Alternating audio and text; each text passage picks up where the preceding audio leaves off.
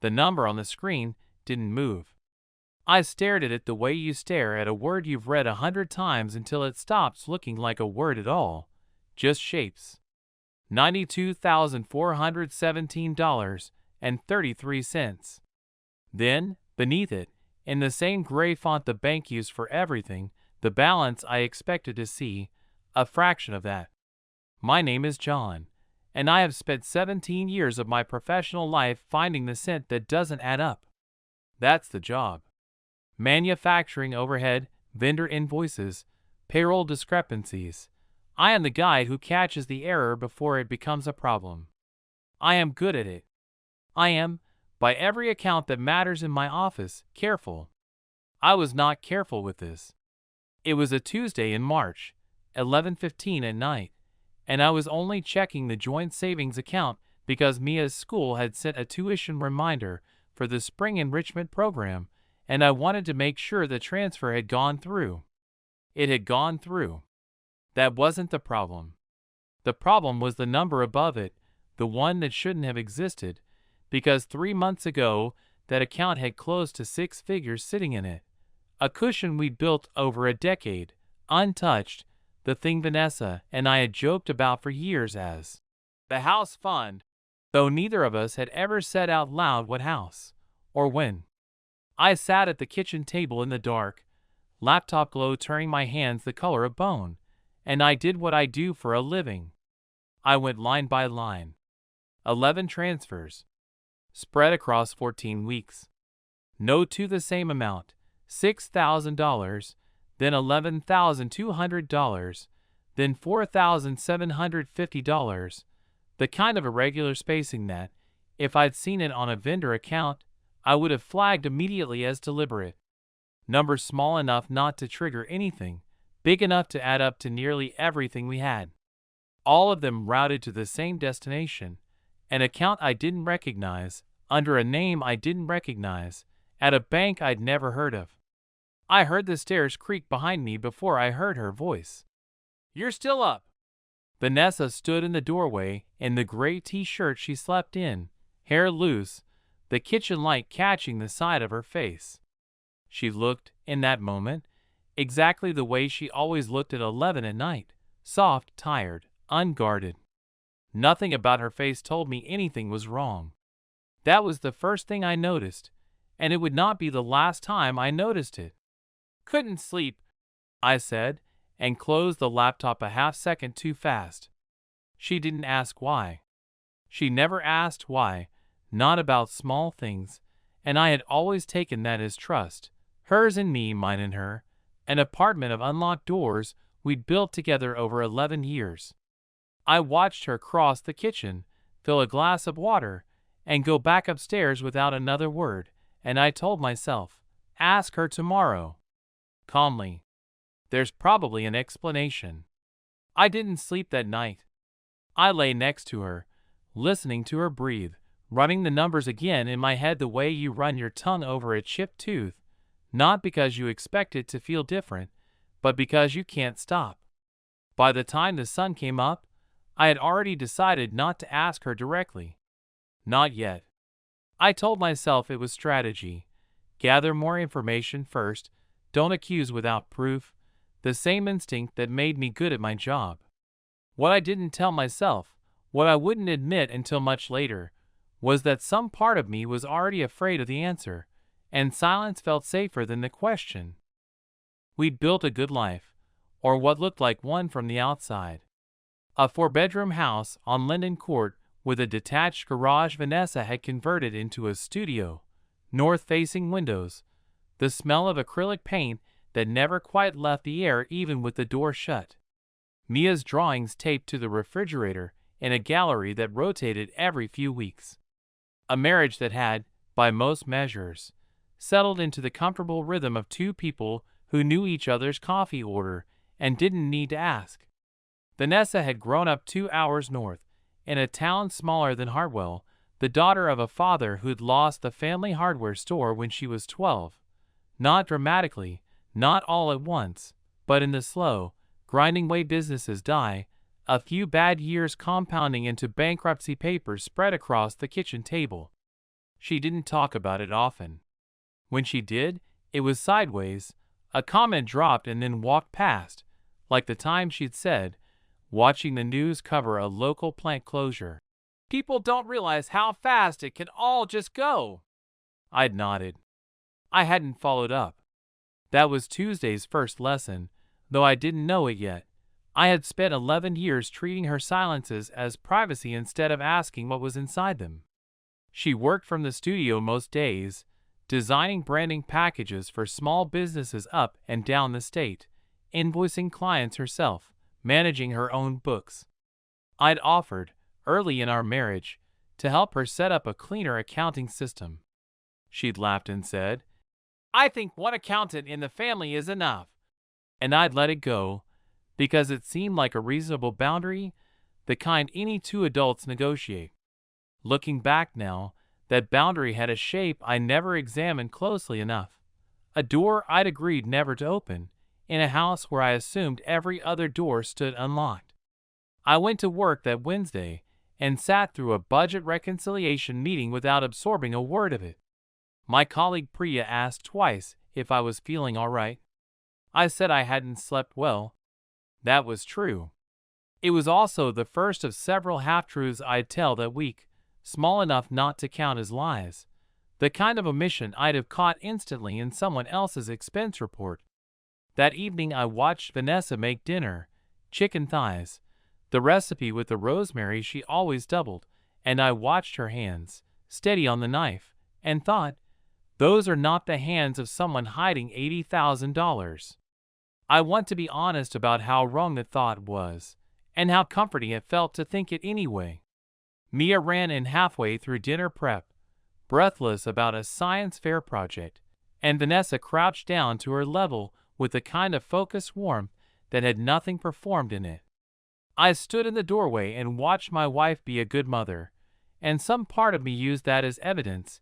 She's fine, this is fine, whatever this is.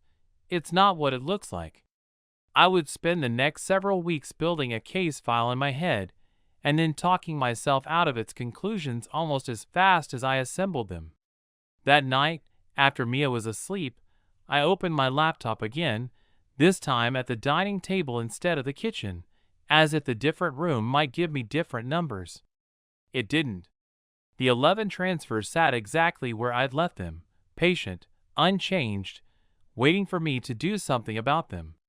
I typed the unfamiliar account's routing number into a search bar and got nothing useful. No bank name surfaced, no public registry, just a string of digits that meant something to someone and nothing to me.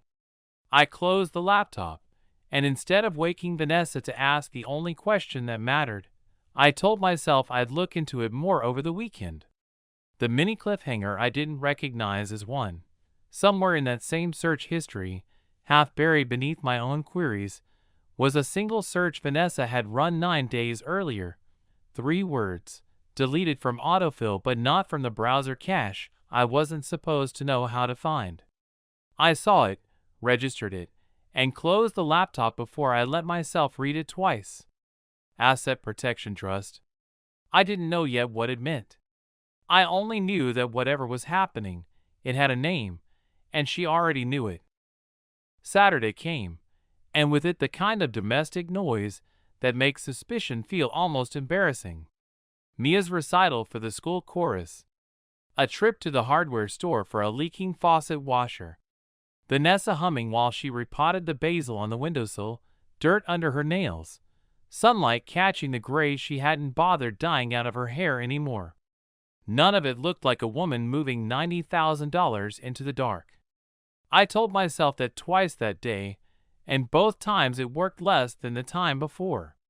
I started small. Not an investigation. I wouldn't have called it that yet, not even privately. Just attention.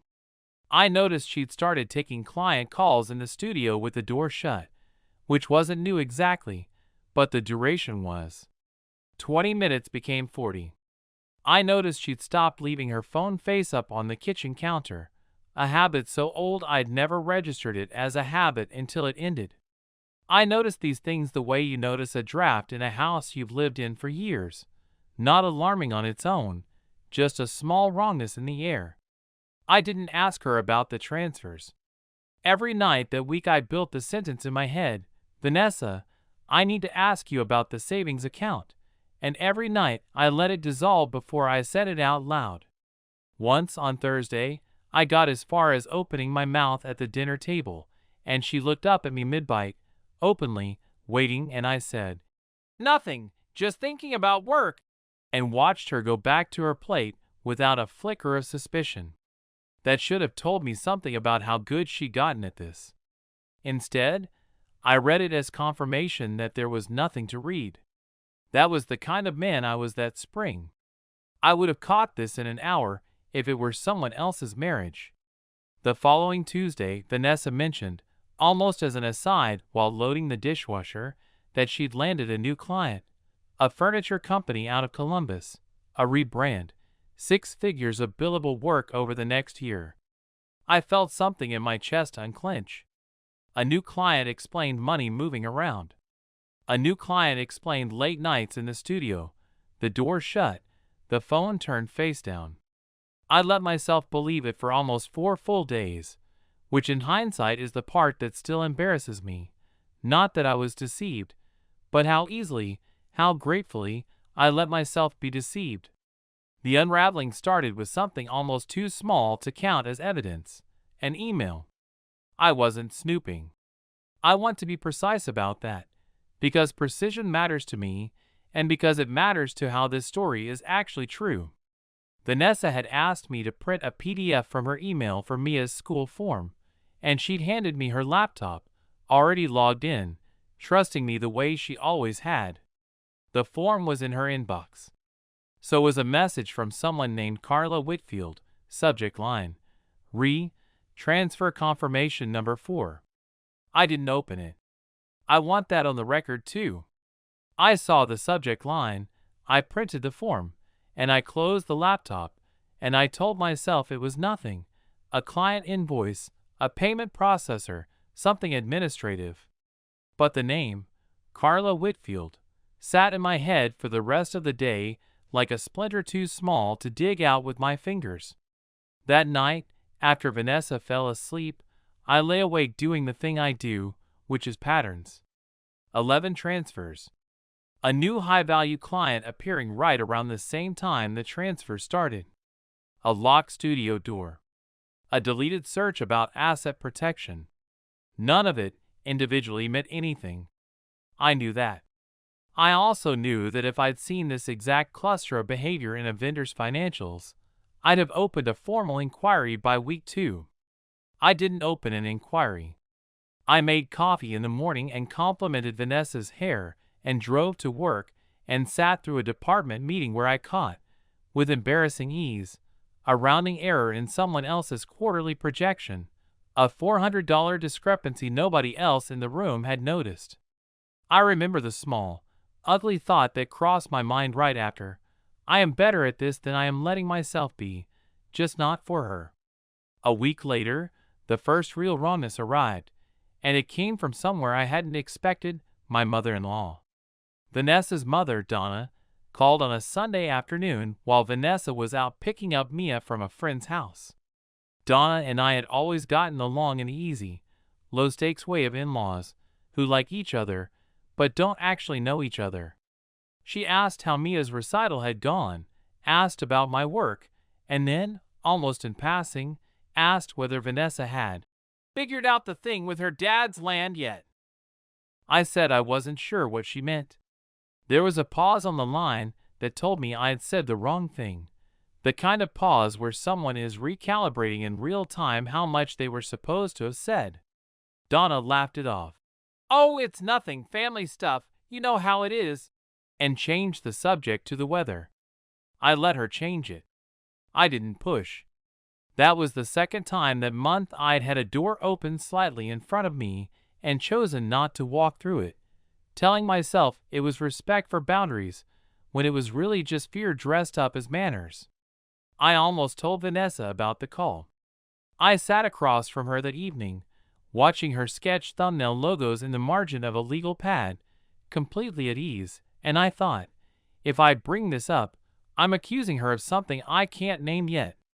So I said nothing, and the silence between us that night felt, for the first time in 11 years, like something I was building on purpose rather than something that simply existed. Looking back now, that phone call was the first crack in the story Vanessa had been telling me, not because of what Donna said, but because of what Donna assumed I already knew.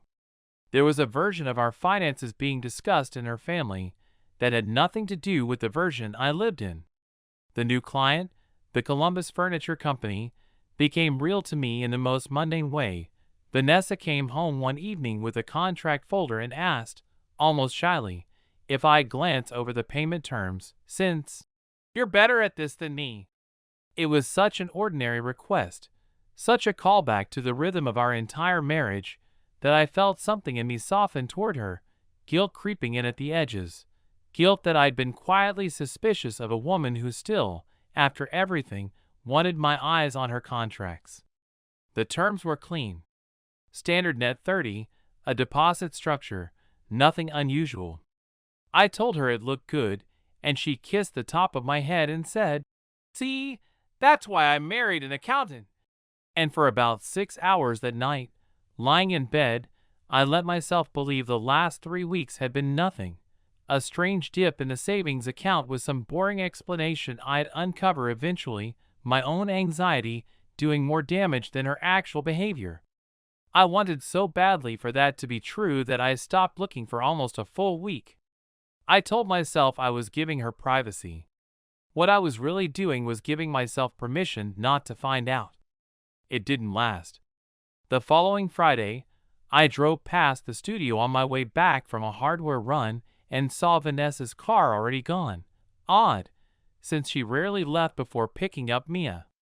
I didn't think much of it until that evening when she mentioned she'd been stuck on a call most of the afternoon with a Columbus client. I didn't say anything. I filed it. That was becoming the pattern of those weeks, filing things instead of asking about them, building a quiet ledger in my head that I had no intention of showing her. That weekend, Mia asked me, completely out of nowhere, while we were building a puzzle on the living room floor, "Is Mom okay? She looked like she was crying in the car." I asked when she picked me up from Ava's. She said it was allergies. I told Mia that allergies were probably it, that grown-ups cried about all kinds of small things, and I believe roughly 40% of what I was saying as I said it. But something in me sat up that night that hadn't been sitting up before. Not suspicion exactly, something closer to dread, the recognition that whatever was happening, it had reached the point of bleeding into our daughter's awareness, however faintly, however unintentionally.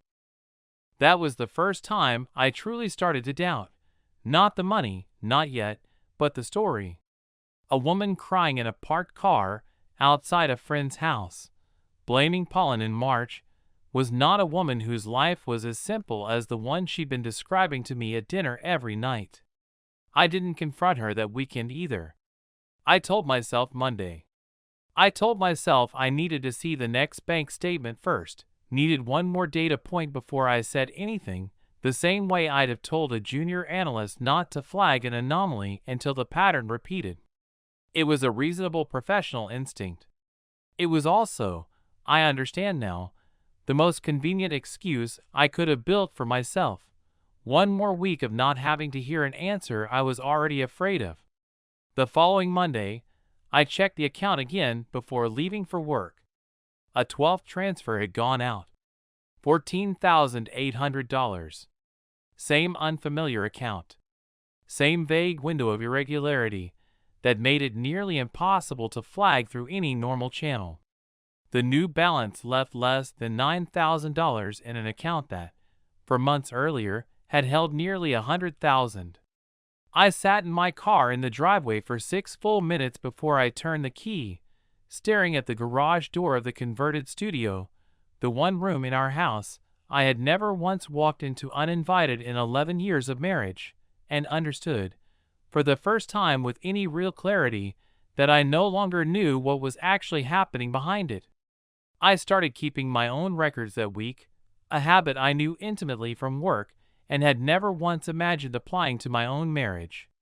A spreadsheet, password protected, saved to a folder I labeled with a project name that meant nothing, Q2_vendor_audit, in case Vanessa ever happened to glance at my screen. I logged every transfer date, every amount, every note field the bank left blank. I logged Donna's phone call. I logged the deleted search history. I logged the Friday the studio car was gone early, and the Saturday Mia mentioned the crying. Looking at it laid out in rows and columns, the way I look at everything, it stopped feeling like paranoia and started feeling like a case file. That distinction mattered to me. I needed to believe I wasn't the kind of husband who suspected his wife for no reason. I needed evidence first, always evidence first, the same rule I applied to every fraud flag I'd ever raised in 17 years of work, and the same rule, I see now, that let me delay the only conversation that actually mattered. Vanessa, meanwhile, seemed to be living in an entirely different season of our marriage. She was warmer that week, not colder, bringing me coffee without being asked, initiating a Friday night out for the first time in months, laughing easily at dinner in a way that didn't read as performance. I remember thinking, with real confusion, that guilty people were supposed to withdraw, not lean in. I didn't yet understand that for Vanessa, the warmth wasn't a mask over the secret. It was relief. Relief that whatever she'd set in motion was, in her mind, almost finished, almost safe, almost behind her. I didn't ask her why she seemed lighter. I told myself it was a good sign. I wanted it to be a good sign so badly that I stopped examining what kind of good sign it actually was. The Friday night out became its own small data point. We went to the Italian place on Route 9 we used to go to before Mia was born, and halfway through dinner Vanessa's phone buzzed on the table, face down, and she picked it up, glanced at it for less than 2 seconds, and put it back down without comment. I asked, lightly, who it was. "Work stuff," she said. "Carla again. She's relentless." There it was. The first time, the name had come up out loud instead of buried in a subject line. I asked, as casually as I could manage, who Carla was. "New project manager on the Columbus account. Kind of intense." Vanessa rolled her eyes in the universal shorthand of mild work annoyance, took a sip of wine, and moved the conversation toward Mia's upcoming school trip. I let her move it. I had the name now, confirmed, attached to a face I didn't have and a relationship I couldn't verify. It should have felt like progress. It felt like another locked door with a slightly different shape. That night, in bed, Vanessa fell asleep faster than I'd seen her fall asleep in weeks. The sleep of someone whose body has finally stopped bracing for something. I lay there listening to her breathing even out, and thought about the word Donna had used on the phone. Land. Vanessa's father's land. I had never once, in 11 years, heard either of them mention land. The hardware store, yes. Bankruptcy, in the abstract. Never land. I waited until I was sure she was asleep, then went downstairs and searched the county property records for her father's name. It took 11 minutes to find what I was looking for, and what I found didn't match anything Vanessa had ever told me about her family's finances. A parcel of rural acreage, 18 miles outside the town she grew up in, still in her father's name, valued at just under $200,000, with a lien filed against it the previous year. That detail seemed insignificant at the time. It wasn't. A man who'd lost a hardware store to bankruptcy 25 years ago apparently still owned land worth a small fortune, and somehow, in 11 years, his daughter had never once mentioned it to me, not as an asset, not as a burden, not at all. I closed the laptop without writing anything down. Some part of me had stopped trusting even my own spreadsheet to stay private. The following week brought the moment that, more than any single bank transfer, reorganized everything I thought I understood about my wife. I came home early on a Wednesday. A client meeting at work had been pushed, and I'd decided, almost on impulse, to surprise Vanessa with lunch. I parked in the driveway and walked toward the studio instead of the house, since her car was there and the house was dark. The door was unlocked. I knocked once, out of habit more than expectation of an answer, and pushed it open. She wasn't on a client call. She was sitting at her drafting table with a folder of documents I didn't recognize. Not sketches, not invoices, but official-looking paper, the kind with raised letterhead and a notary stamp visible even from the doorway. She closed the folder fast, too fast, the motion of someone caught rather than someone simply tidying up. "You scared me," she said, and laughed, but the laugh arrived a half-second after the words, not with them. I held up the takeout bag. "Thought I'd surprise you." "That's sweet." She stood, moved toward me, kissed me, steered me gently back toward the door with a hand on my shoulder, all warmth, all normalcy, and somehow we were back outside on the gravel path before I had fully registered that I hadn't asked a single question about the folder, and she hadn't offered a single explanation. We ate lunch on the back porch. She was charming, present, asked about my morning, laughed at the right moments. It was, by any outside measure, a lovely 30 minutes between two people who loved each other. It was also, I understood with a kind of cold clarity I hadn't accessed before, a performance, not a cruel one, not even necessarily a calculated one, but a performance nonetheless, designed to close a door before I noticed I'd been standing in it. I smiled through that entire lunch, even though inside I wanted to ask 100 questions. I told myself I was being patient. I was being a coward, and some part of me already knew the difference. I started keeping my own records that week, a habit I knew intimately from work and had never once imagined applying to my own marriage.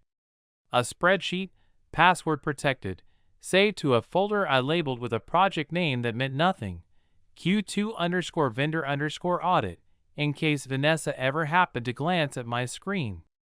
I logged every transfer date, every amount, every note field the bank left blank.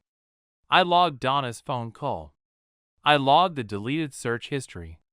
I logged the Friday the studio car was gone early, and the Saturday Mia mentioned the crying. Looking at it laid out in rows and columns, the way I look at everything, it stopped feeling like paranoia and started feeling like a case file. That distinction mattered to me. I needed to believe I wasn't the kind of husband who suspected his wife for no reason.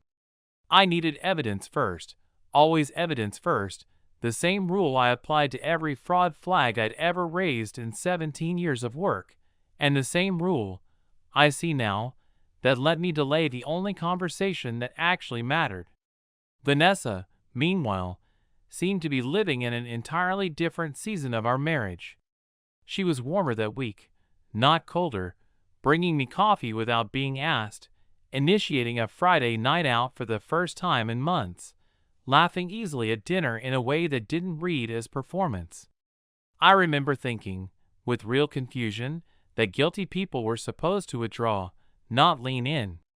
I didn't yet understand that for Vanessa, the warmth wasn't a mask over the secret. It was relief. Relief that whatever she'd set in motion was, in her mind, almost finished, almost safe, almost behind her. I didn't ask her why she seemed lighter. I told myself it was a good sign. I wanted it to be a good sign so badly that I stopped examining what kind of good sign it actually was. The Friday night out became its own small data point. We went to the Italian place on Route 9 we used to go to before Mia was born, and halfway through dinner Vanessa's phone buzzed on the table, face down, and she picked it up, glanced at it for less than 2 seconds, and put it back down without comment. I asked, lightly, who it was. "Work stuff," she said. "Carla again. She's relentless." There it was. The first time, the name had come up out loud instead of buried in a subject line. I asked, as casually as I could manage, who Carla was. New project manager on the Columbus account. Kind of intense. Vanessa rolled her eyes in the universal shorthand of mild work annoyance, took a sip of wine, and moved the conversation toward Mia's upcoming school trip. I let her move it. I had the name now, confirmed, attached to a face I didn't have and a relationship I couldn't verify. It should have felt like progress. It felt like another locked door with a slightly different shape. That night, in bed, Vanessa fell asleep faster than I'd seen her fall asleep in weeks. The sleep of someone whose body has finally stopped bracing for something. I lay there listening to her breathing even out, and thought about the word Donna had used on the phone. Land. Vanessa's father's land. I had never once, in 11 years, heard either of them mention land. The hardware store, yes. Bankruptcy, in the abstract. Never land.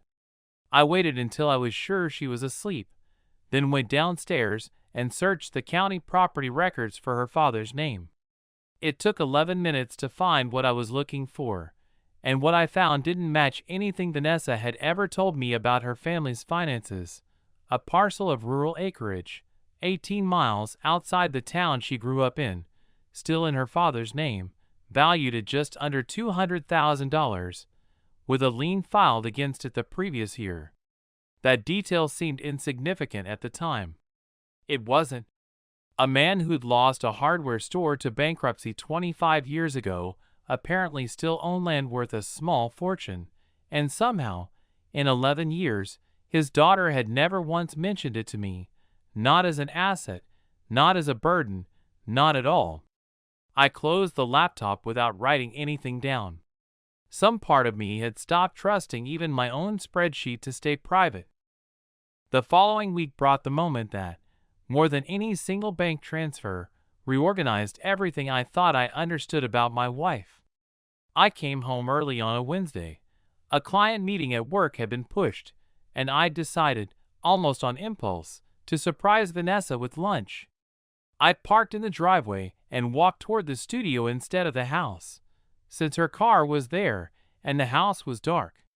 The door was unlocked. I knocked once, out of habit more than expectation of an answer, and pushed it open. She wasn't on a client call. She was sitting at her drafting table with a folder of documents I didn't recognize. Not sketches, not invoices, but official-looking paper, the kind with raised letterhead and a notary stamp visible even from the doorway. She closed the folder fast, too fast, the motion of someone caught rather than someone simply tidying up. "You scared me," she said, and laughed, but the laugh arrived a half-second after the words, not with them. I held up the takeout bag. "Thought I'd surprise you." "That's sweet." She stood, moved toward me, kissed me, steered me gently back toward the door with a hand on my shoulder, all warmth, all normalcy, and somehow we were back outside on the gravel path before I had fully registered that I hadn't asked a single question about the folder, and she hadn't offered a single explanation. We ate lunch on the back porch. She was charming, present, asked about my morning, laughed at the right moments. It was, by any outside measure, a lovely 30 minutes between two people who loved each other.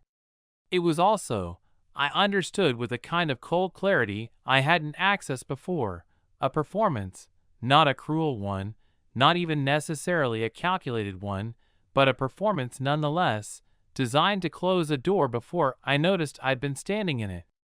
I smiled through that entire lunch, even though inside I wanted to ask 100 questions. I told myself I was being patient. I was being a coward, and some part of me already knew the difference. That night I did something I'd never done in our marriage. I went looking, deliberately, for information she hadn't offered. Not through her email. I drew a line there, even then, even afraid, but through public records, through the things any person could legally find if they knew where to look. I searched Carla Whitfield's name alongside Columbus and furniture, and got nothing matching a furniture rebrand. What I got, after narrowing the search, was a single listing on a financial services directory. Carla Whitfield, certified asset protection consultant, specializing in domestic trust structures and pre-litigation asset shielding. Not a project manager. Not a client contact. A consultant who helped people move money somewhere a court, or a spouse, or a creditor couldn't easily reach it. I sat with that for a long time before I let myself fully feel what it meant. My wife was not having an affair, or not one I could find evidence of. No hotel charges, no secret texts of that kind, nothing in the register of betrayal I'd half braced myself for. What she appeared to be doing was something I understood intimately from the other direction of my career, restructuring assets, quietly, with professional help, in a way designed to be invisible to exactly the kind of person I was. I had spent 2 months investigating my own marriage like a stranger's fraud case, and the conclusion I kept arriving at made less sense than the suspicion that started it. Why would Vanessa need to protect money from me? I didn't have an answer. I had a folder she closed too fast, a consultant whose specialty didn't match the cover story, a piece of land I'd never heard of, and a wife who slept more peacefully than she had in months. The following morning, getting Mia ready for school, I watched Vanessa braid our daughter's hair with the same patient, practiced hands she'd used 1,000 mornings before, humming something under her breath, and felt the strange vertigo of loving someone completely while understanding her less than I ever had. Even now, when I think back to that morning, something uncomfortable stirs, not because anything dramatic happened, but because it didn't. The ordinariness of it was the thing that frightened me. Whatever she was building it inside the same life we'd always had, in the same kitchen, with the same hands. I went to work that day and made a decision I should have made weeks earlier. I was done filing things away. I was going to find out exactly what was happening, with real evidence, before I said a single word to her, and if that meant going further than I was comfortable going, further than the boundaries we quietly agreed on 11 years ago, I had already, without quite admitting it to myself, decided I would. I gave myself a weekend deadline, the way I'd give a deadline to any audit that had dragged on too long without resolution. By Sunday night, I told myself I'd have enough to either ask Vanessa directly or let the whole thing go. I didn't fully believe the second option was on the table anymore, but saying it to myself made the first one feel less like a betrayal of the trust we'd built our marriage on. The bank wouldn't tell me anything about the receiving account. I wasn't a signer on whatever it was, and the joint account only showed me the outgoing side. So I went to the one place I knew would have answers and hated myself a little for it. The small fireproof file box in the hall closet, the one we both knew the combination to, the one that had never once in 11 years felt like a place either of us needed to hide something from the other. I found the trust documents on Saturday afternoon, while Vanessa took Mia to a birthday party across town. Whitfield Family Holdings Trust. Vanessa's name is grantor. A trustee I didn't recognize, not Carla Whitfield herself, but a corporate trustee service out of Delaware, the kind of arrangement designed less for any single dramatic purpose and more for a specific, narrow kind of insulation. Assets held inside it couldn't easily be touched in a divorce, in a lawsuit, in a creditor claim, in almost anything short of the trust being dissolved by the person who created it. Beneath the trust paperwork, a second folder. Wire confirmations matching every transfer in my own spreadsheet, dollar for dollar, down to the cent.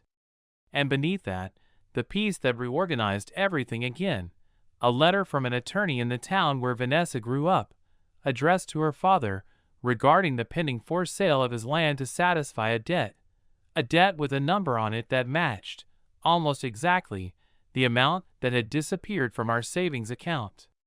Looking back now, that was the moment I should have asked the question I kept avoiding for 2 months, not, "Is she having an affair?" but, "What is she so afraid of losing that she'd rather lose my trust first?" I photographed everything, replaced it exactly as I'd found it, and sat in my car in the driveway for 20 minutes before going inside, rehearsing nothing, because I still didn't know what I was going to say. I didn't say anything that weekend. I told myself I needed one more piece, confirmation, in her own words, of what the money was actually for, because a folder of documents, however damning it looked, wasn't the same as understanding. That was true. It was also, again, the most convenient kind of true, the kind that let me postpone a conversation I was afraid would end my marriage before I was ready for it to end. Monday, I called in sick to work, the first time I'd done that in over 2 years, and instead drove the 2 hours north to the town Vanessa grew up in. I told myself I was being thorough. I understand now I was also avoiding her, gathering proof in a place she wasn't, rather than asking the one person who actually had the answers.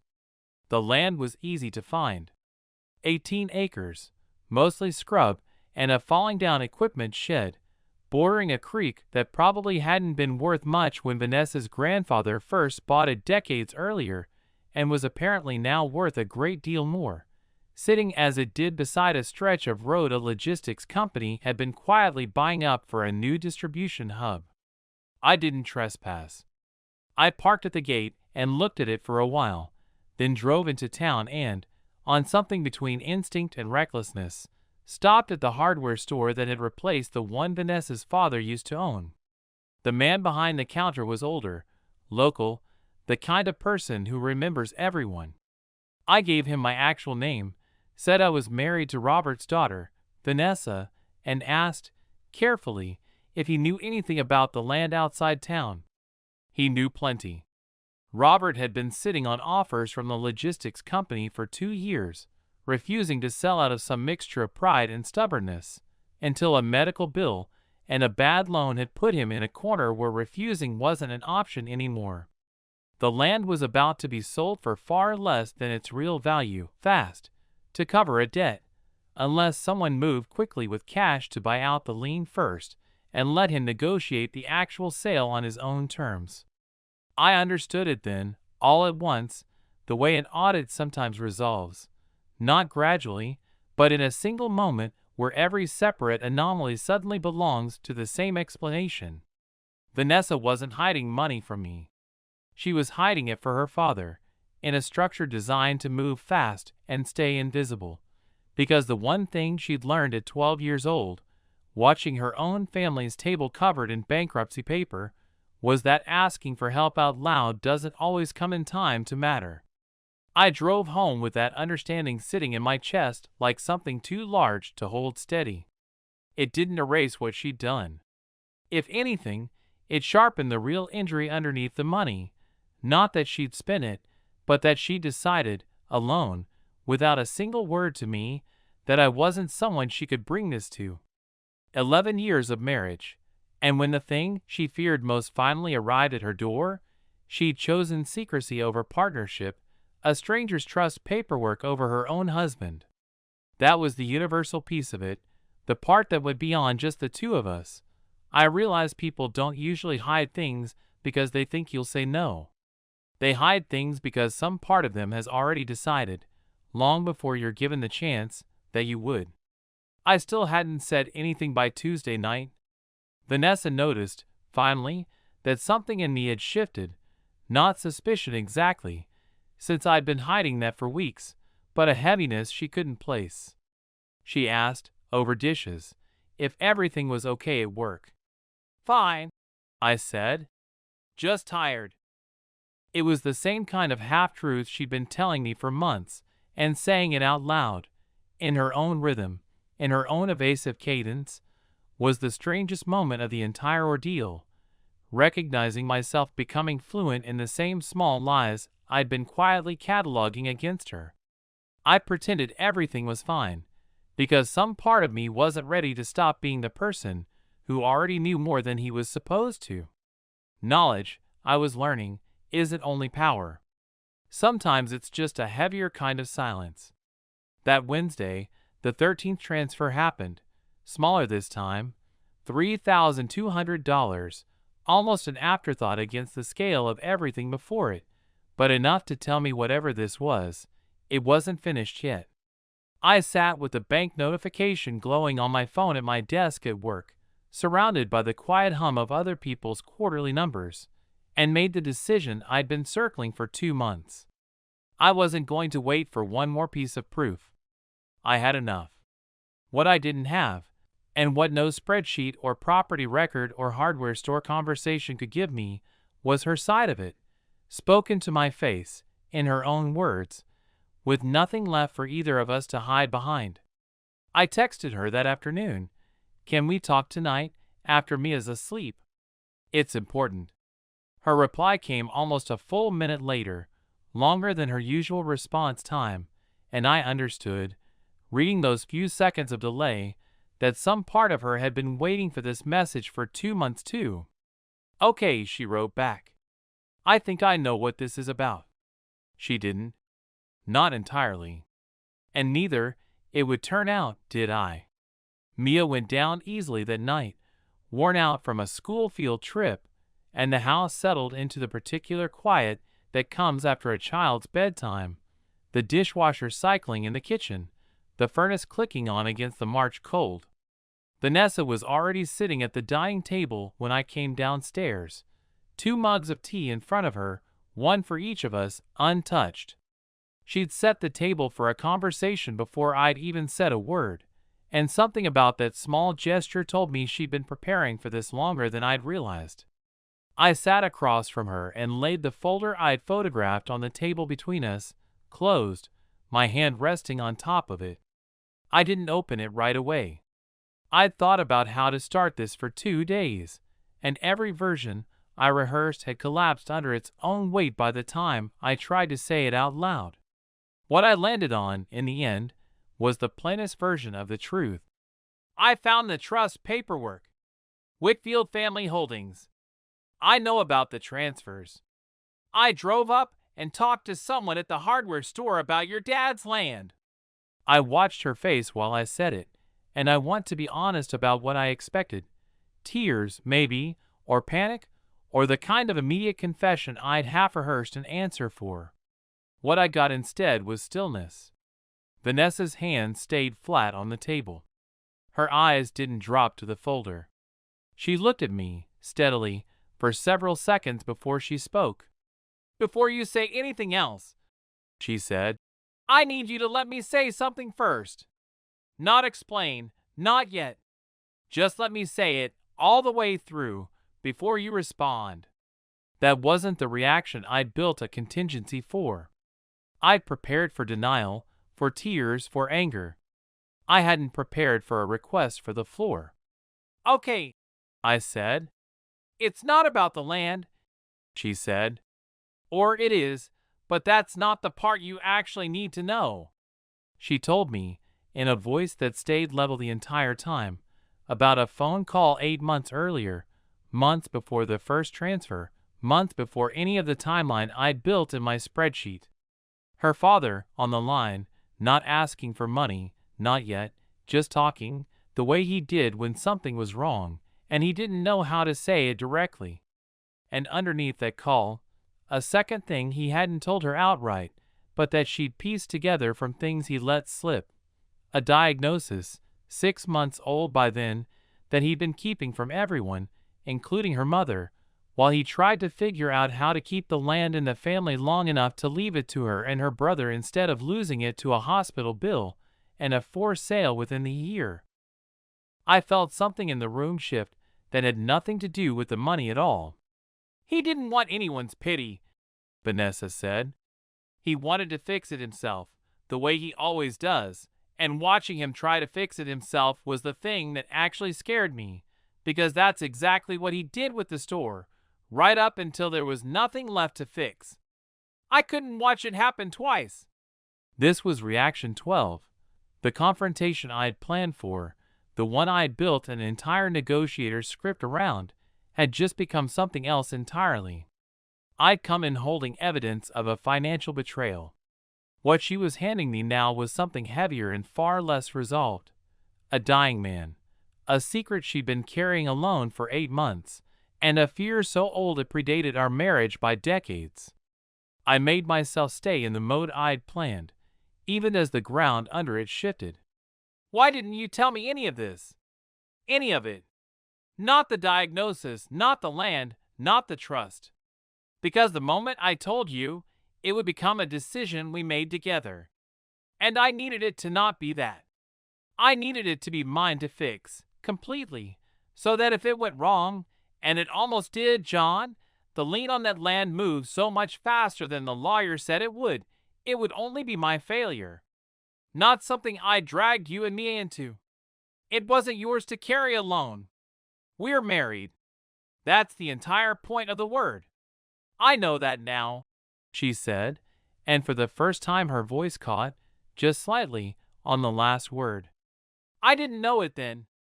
Or, I knew it the way you know a fact, not the way you know something true about yourself. I asked the only question I still didn't have an answer for. The trust. The asset protection structure. That's not just about your dad's land moving fast. Carla Whitfield specializes in shielding assets from spouses and creditors. Was any part of this about me? This was the question I'd been circling without naming for 2 months, and I watched her consider it honestly before she answered, which mattered to me more than I expected it to. Not the way you mean, she said. But yes, some part of it. Not because I thought you'd take the money from me in some divorce I wasn't planning. Because I watched my dad lose everything once already, and some old, ugly part of me decided that if I was going to save anything for him, it had to be in a place where no single bad year, yours, mine, anyone's, could ever touch it again. I wasn't protecting it from you specifically. I was protecting it from the version of losing everything that already happened to this family once. It wasn't the answer that fixed anything. It was, at least, the true one. We sat with that for a long time, the tea between us gone cold, Mia's nightlight glowing faintly up the stairs. I didn't raise my voice. I didn't think I had it in me that night to raise my voice. Not with what she'd just told me sitting in the room, alongside everything I'd already known. But I also didn't tell her it was fine, because it wasn't. And some part of the negotiator in me, the part that had spent 2 months building a case file instead of asking a question, needed her to understand that the secrecy itself had done damage the explanation couldn't undo on its own. I need you to hear this clearly, I said. What he's going through, I'm glad you told me. I want to help however we can. But you took almost everything we had, without one conversation, while I sat across from you every night for 2 months wondering if our marriage was ending. Those are 2 different things, and I need you to actually see both of them, not just the one that makes you the good daughter. Vanessa nodded slowly, and for the first time that night, looked less like someone delivering a prepared confession and more like someone genuinely absorbing something she hadn't fully let herself consider until it was said back to her in those exact terms. I see both of them, she said quietly. I didn't until right now. I think I needed you to say it like that. Upstairs, a small sound. Not me awaking, just the house settling, a door easing slightly on its hinge from the old air registers kicking on. We both went still at the sound anyway, 2 people checking instinctively whether their daughter had heard any part of a conversation she was never meant to be near. And in that shared, wordless reflex, I felt something pass between us that the last 2 months hadn't entirely erased. I didn't tell her that night whether we were going to be all right. I didn't know yet.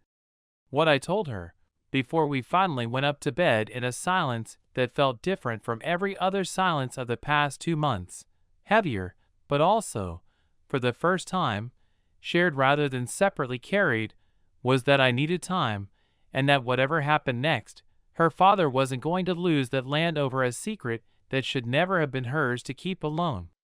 The weeks after that conversation didn't move the way I expected them to.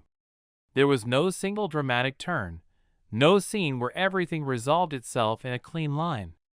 Instead, there was a slow, deliberate rebuilding, the kind that happens mostly in small rooms and small decisions rather than big speeches.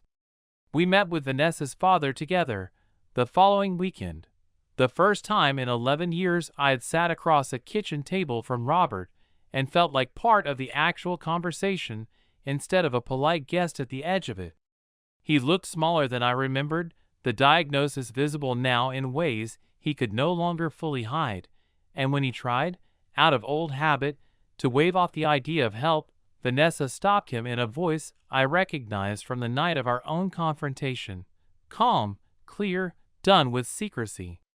"We're past that," she told him. "All of us." We restructured what was left together, this time with my name on the paperwork instead of a stranger's, a real attorney instead of a consultant whose specialty was making things disappear from view. It wasn't enough, on its own, to undo what had already moved through that trust. But it was enough to slow the forced sale, buy Robert room to negotiate on his own terms, and put an actual plan in place instead of a frantic, isolated one. Vanessa and I didn't fix our marriage in a single conversation, and I'm wary of any version of this story that suggests we did. There were nights that spring where the silence between us was the bad kind again, not secretive, just exhausted. Two people recalibrating how much trust gets rebuilt and how fast. We went to a counselor for the first time in our marriage, not because either of us thought we were broken beyond repair, but because I had learned, finally, that I didn't actually know how to ask the hard questions out loud. And she'd learned that carrying something alone wasn't the same as protecting the people she loved from it. I understood something that spring I hadn't let myself see before. I had spent 11 years mistaking the absence of conflict for the presence of trust. They aren't the same thing. Trust is what lets you ask the question. I had built a marriage on never needing to. Robert's land sold 8 months later, on terms that actually reflected what it was worth, enough to cover his treatment and leave something behind besides debt. He's still here, slower than he used to be, stubborn in the exact same way Vanessa described that night at our dining table, and the first time he thanked me, actually thanked me, not deflected it the way he deflects everything, I understood that whatever this had cost us, it had also, somehow, given me a father-in-law I'd never quite had before. Vanessa and I are still married. I won't pretend the ground under that fact feels the same as it did before that Tuesday night in March. Some of it is sturdier now, built on something more honest than the easy silence we used to mistake for closeness. Some of it, I think, will always carry a small permanent unevenness, a door that got open once and can't fully close back to the way it was. A few months ago, Mia asked me, completely out of nowhere while we were doing a puzzle on the living room floor, why Grandpa's land had a "for sale" sign for a while and then didn't anymore. I told her Grandpa needed help with something, and Mom and I helped him, and that's what families do. She nodded, satisfied with that, the way 8-year-olds are satisfied with a version of truth that's simple and kind, and went back to the puzzle without another thought. I sat there for a second after she looked away, thinking about how much of what almost broke us would have stayed entirely invisible to her, and how much I want, for her sake, to be the kind of husband and father who never again needs a spreadsheet to find out what's actually happening in his own house. The most painful detail in this story isn't the $92,000. It's the 8 months Vanessa spent watching her father unravel in silence, and the 2 months John spent watching his marriage unravel in silence, running in parallel, never once intersecting, when a single honest conversation early on could have collapsed both timelines into one shared burden instead of 2 private ones. What this reveals, underneath the financial betrayal, is a more uncomfortable pattern. 2 people who had built an entire marriage on the absence of hard questions, mistaking that absence for intimacy. John's accuracy with other people's numbers was never the point. The point was that he'd spent 11 years applying his professional rigor everywhere except the one relationship where rigor might have meant simply asking, early and often, what was actually going on. Vanessa's secrecy wasn't calculated cruelty. It was the inherited logic of a 12-year-old who watched her family's collapse happen in full view and decided, without ever examining the decision, that the only way to survive a crisis was to carry it alone and fast, before anyone else could watch you fail at it. The accumulation effect here matters more than any single transfer. $92,000 moved in 14 weeks, not because Vanessa suddenly became a different person, but because 8 months of an unspoken family crisis had already been quietly metabolizing underneath a marriage that had stopped asking itself uncomfortable questions long before that. John's months of watching, filing, and waiting weren't a character flaw invented for this story. They were the logical endpoint of a man who'd built his entire identity around catching other people's errors precisely, so he'd never have to risk catching his own wife in one. The point of no return wasn't the first transfer, or even the 12th. It was the moment John chose, repeatedly, to gather one more piece of proof rather than ask one direct question, a choice that, multiplied over 2 months, did almost as much damage to the marriage as anything Vanessa had hidden. Trust isn't broken only by secrets. It's broken just as thoroughly by the quiet, reasonable-sounding decision to investigate instead of ask. What ultimately saved this marriage wasn't the explanation Vanessa gave that night at the dining table. It was that both of them, afterward, were willing to sit in the discomfort of what the secrecy had cost, rather than rushing toward a tidy reconciliation. John didn't forgive instantly, and the story is more honest for not pretending he did. Vanessa didn't get to use her father's illness as a blanket excuse that erased the damage of 2 months of deception.